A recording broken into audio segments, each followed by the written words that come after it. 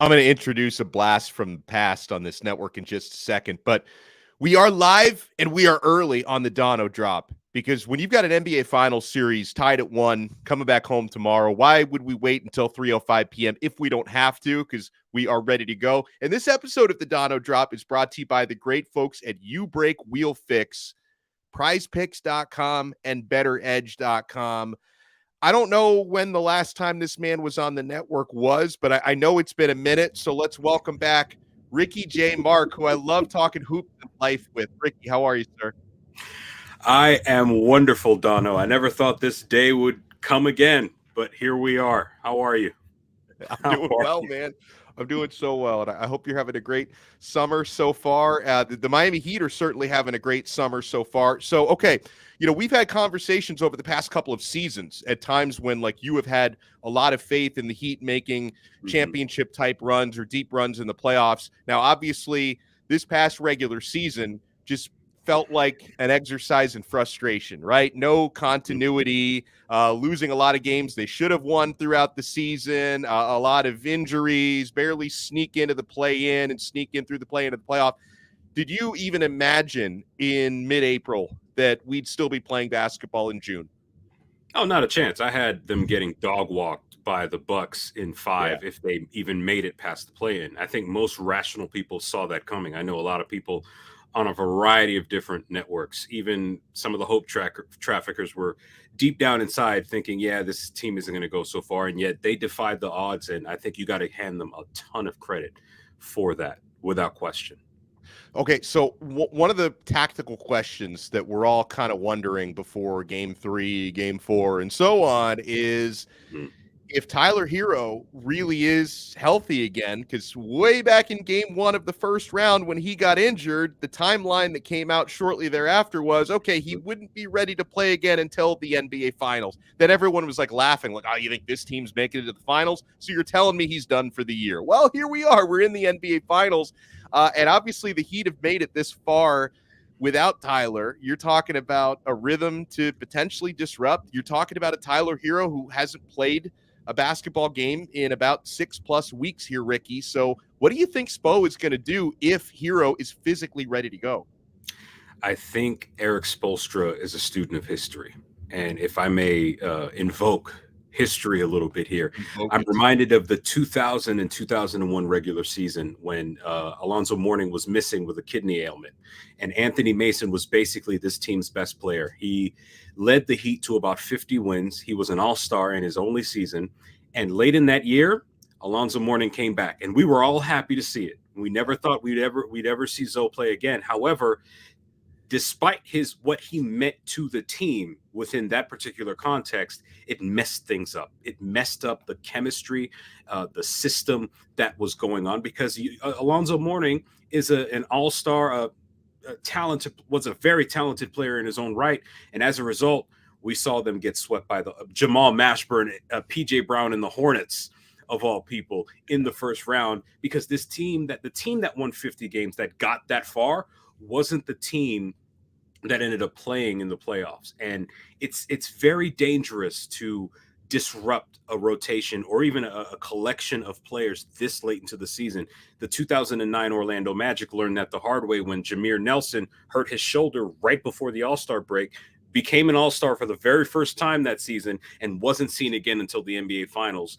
I think Stan Van Gundy, to this day, if I'm not mistaken, and I'm sure he'll tweet about it and correct us if I'm wrong on this, I think he regrets giving as many minutes to a returning Jameer Nelson as he did relative to Rafer Alston, Skip to my Lou, who was the starting point guard for that Magic team that made it to the finals. So I think Spo is going to, at least by my estimation, if absolutely break in glass in case of emergency necessary, he'll use Tyler Herro. But if not, if it ain't broke, don't fix it. Miami's 1-1 heading back home. There's a good chance they can go up 2-1. And I would hate for Tyler Herro to receive the blame for that if, God forbid, they lose not just the next game, but this series after he returns. I'm just so appreciative that this team is even in this position to be against, a really good Denver Nuggets team, to be 3 victories away from an NBA championship, especially since, Ricky, first round plus of these playoffs, it was really looking like the only way the Heat could beat any of these teams is if Jimmy is dropping 40, 50, 60 every single night. Now, unfortunately for Jimmy, I think the ankle is still affecting him a little bit. So, he has been really good on most nights, but not really Superman consistently the way that he was earlier in these playoffs. But we've seen this magical thing happen where the supporting cast has really stepped up. I mean, Caleb Martin was incredible in that Boston series. We saw what Gabe Vincent did in the Game 2 win against Denver. We saw how hot Max Strus was to start that game and helped the Heat build an early lead. So we have seen, and obviously Bam, of course, who's the other, quote unquote star on this team, has had, big moments for the most part when the Heat have needed him to have big moments. So we've seen the supporting cast stepping up at times. Do you expect that to kind of carry into the rest of the series? Because I hope we get a couple of Superman games from Jimmy, because the Heat will probably need that to win this championship. But really, over the last couple of rounds, it's been more about the other guys supporting him so well.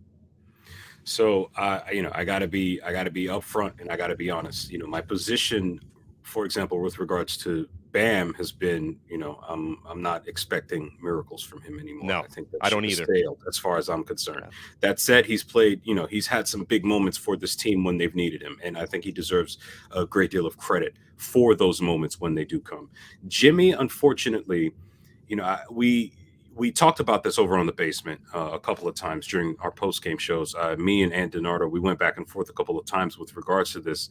I don't think he has the juice in his legs like that anymore. He's 32, 33, 34 years old. He's got a lot of tread on those tires.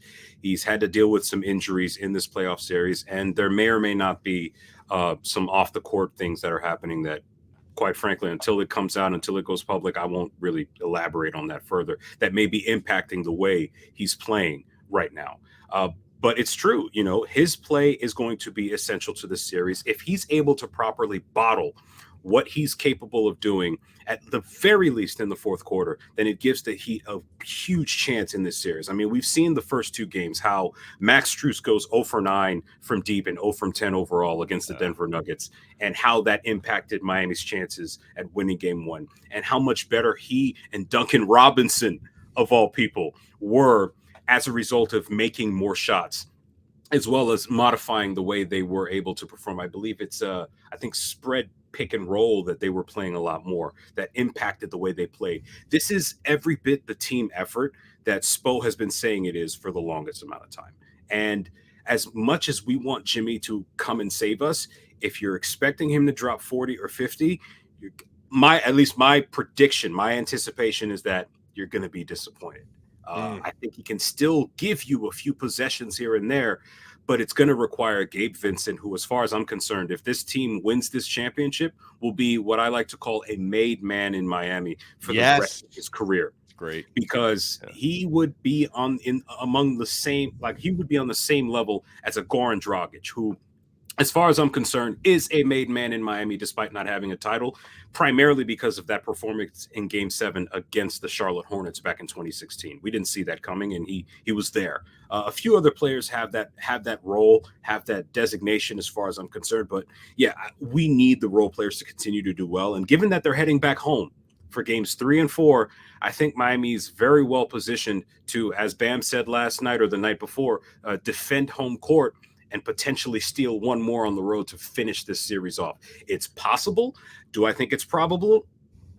Not so much, quite frankly. But look, as we've seen, I bet against Miami in the first round. I bet against Miami in the second round on Red Hot Hoops, at that podcast with a guy that sounds just like you. Yeah, he's a good-looking guy too, I hear. Yeah. He's all slim and trim. It's insane. I've never seen anything like that before. What a change. You know, it's funny you say What that. I haven't, for the past year and a half since I originally transformed my diet. I do some cheat days here and there, but I'm usually pretty good. I don't know. I was feeling froggy today, and I decided to have a chicken tender sub from Publix. So I very much violated the principles that lost me over 50 pounds over the last year and a half. Dude, so I'm on my way back up now. Dude, I'm planning on depending on what my schedule looks like today or tomorrow, I'm trying to get pizza. So it's all good, man. Like you're allowed to do that. It's all right. Just don't make it a habit. Don't make it a habit. Exactly. You know what I mean? But yeah, like I bet against the Knicks. I'm sorry, not the Knicks. I bet against the Heat against the Knicks. I had the Celtics beating Miami in 6. I was proven wrong. And the truth is, I am happy to be wrong in these instances. I had the Nuggets winning in 6. But look, hey, if Miami's able to go up 3-1, I have a feeling that they won't give up that lead the same way they did against Boston. But we'll see. If Jimmy can bottle it and keep it together, if Bam can continue to be aggressive, if Gabe Vincent and Caleb Martin can continue to bring energy and timely threes, if Max Strus and Duncan Robinson can continue to be revelations, then I think the Miami Heat could be all right for Game 3. Don't ask me about Game 4, though. If they win this championship, it's the greatest accomplishment in franchise history. Like it's like the three titles that came before, to me, pale in comparison, right? I mean, obviously the Big 3 era was so special and memorable. The first championship is always memorable, but like, you could have made an argument during the regular seasons, especially the Big 3 teams. You could have made an argument that, hey, this is a championship caliber team. Whereas this team, it was like, oh, a lot of Heat fans were saying, like, I don't even want to see this team in the playoffs. Let's try to get a lottery pick. Let's blow up the entire roster for next year. This team is a disgrace. So if Spo and these players can actually hoist an O'Brien trophy and get 3 more victories from now, I think it's the greatest accomplishment by far in franchise history. So, Donno, I'll take you one step further. If the Miami Heat win this title, not only is it the greatest championship in franchise history, but it's one of the greatest championships in the history of sports. You're right. 8 seeds don't do this. You're right. Yeah. Not only 8 seeds, but 8 seeds that were about 5 minutes away from a lottery pick in the play-in. I mean, I'll reiterate what I said prior around June of last year. I said that if this team did not make any wholesale changes, they would struggle to make the playoffs. They struggled to make the playoffs. They were bad during the regular season. They had no reason. Like it was basically the 2005-2006 season on steroids, except that team somehow won 50 games. This team has no business being this far, and yet somehow they're doing it. And if they do that, it's one of the greatest titles in the history of sports. Right. I hope it happens. Will it happen? We'll have to wait and see.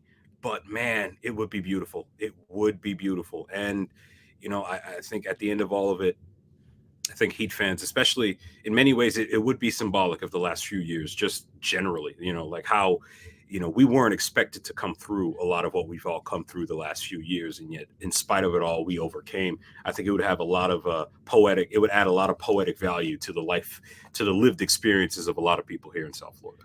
That would be an even bigger improbable championship upset than if my Inter Milan team are able to upset your Manchester City in a few days in the Champions League final. Because honestly, I've watched way better Inter teams in my life, Ricky. I didn't think this kind of like the Heat. Like I didn't think this year's Inter had any business being in a Champions League final. The odds are going to be stacked against them against Man City, but I'm excited at the opportunity.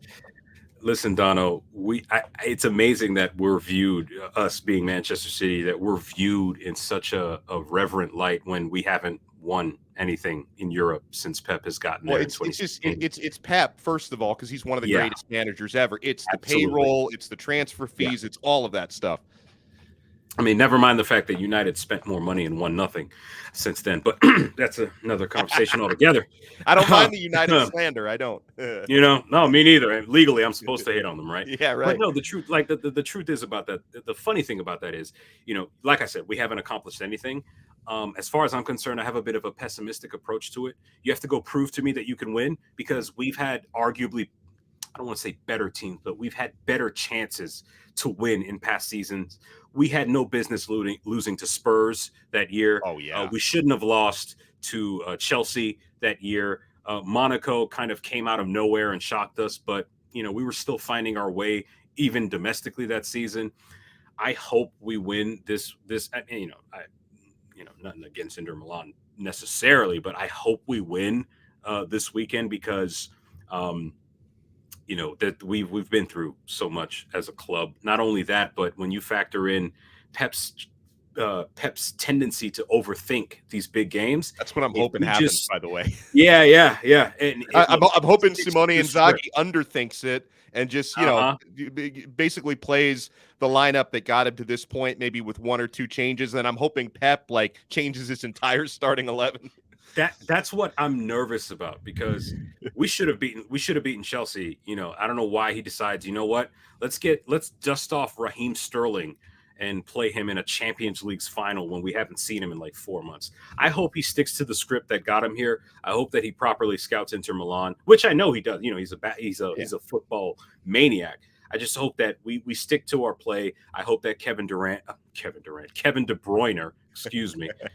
Bruyne sticks to what makes him great, and that he doesn't shrink away in the big moments. And hopefully Erling Haaland delivers on the promise that his arrival at City made to all of us. That's why we brought him here, and it just so happens that we're in a final this year. I hope that we pull it off. It would really cap off a beautiful treble season, having won the domestic cup, the FA Cup, to win the Champions League after that. I really hope Ariel Castillo, the sauce queen herself, is able to convince folk to get a championship ring made for Manchester City fans in the weeks to come, because I look forward to getting that. That would be a great year of sports for me. I know that much. Well, I'm definitely gonna be badgering you on Saturday during the final, and obviously I'll talk trash if Inter do pull it off, and you're welcome to talk trash to me if Man City pull it off, man. We'll enjoy it. By the way, before we wrap it up here, I want to remind everyone that we are proudly brought to you by the awesome folks at U-Brake Wheel Fix. They are back. Welcome back to U-Brake Wheel Fix, the complete automotive wheel solution. Ever parked too close to a sidewalk curb? I know I have. U-Brake Wheel Fix specializes in the repair of damaged wheels from bends, cracks, curb rash, or your wheels faded or peeling. You don't need to replace them, as U-Brake Wheel Fix can refinish them to like new, offering complete finish options through powder coating, matching, polishing. U-Brake Wheel Fix is the answer to all of your wheel needs. And I love, by the way, how they can customize your wheels. You can get them in heat colors, vice colors, pink and black, Inter Miami. You can get them in orange and green for the U. All sorts of customizing options and new custom wheels and tires from your favorite brands, performance upgrades, window tinting, suspension modifications, located just south of Aventura. You can reach Mark and his staff at 305-748-0112 or online at ubrakewheelfix.com. They're really active on all social media platforms, by the way, at U-Brake Wheel Fix. So shoot them a DM on Instagram, Facebook, or Twitter and get an estimate in just minutes. All right, Ricky. So I know you said it's going to be hard to predict anything beyond like game 4, but what's your prediction for game 3? Because I'm looking, the Heat are 2.5-point underdogs at home. I think they're going to cover, and I think they're going to win outright. So I'm going to have the guts. I'm going to bet the Heat on the money line for this upcoming game 3. What are you thinking? This Heat team they really like it hard. Like, they really like having to deal with the hard stuff. And it just, my spirit is telling me that they actually lose game 3, but they win game 4. Ooh, okay. I am more than happy to be wrong. I'm more than happy to see Miami win these next 2 games. But this series is being coached by 2 really good coaches, and we're going to see a lot of adjustments.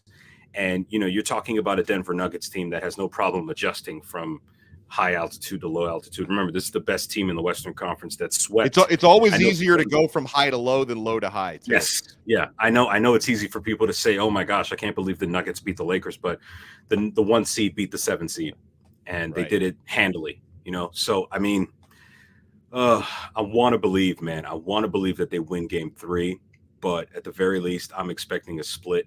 But I hope I'm wrong. I hope the Heat win game 3, because that puts them almost in the driver's seat for the series, and that just makes game 4 all the more important. And man, could you imagine that party if they go up 3-1 at the end of game 4, heading back to Denver with the opportunity to celebrate a championship in Miami if for whatever reason they don't close out at the not Mile High Stadium, but at the Ball Arena. That would be beautiful. But yeah, I mean, I got to be honest. I can't. Yeah, at least y'all know what I want. Y'all know what I want. Ricky, come on, find your guts. I lost it 50 pounds ago.